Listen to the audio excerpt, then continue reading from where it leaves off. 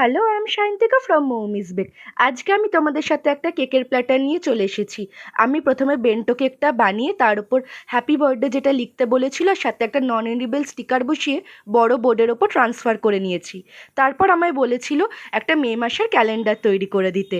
মে মাস অনেক দিন আগেই চলে গেছে, কেক ভিডিওটাও আমার অনেক পুরনো, কিন্তু এই ভয়েস দিয়ে ভিডিও বানানোর চক্করে আমার আর দেওয়াই হচ্ছে না। কিন্তু ভাবলাম যে না, আমাকে দিতেই হবে।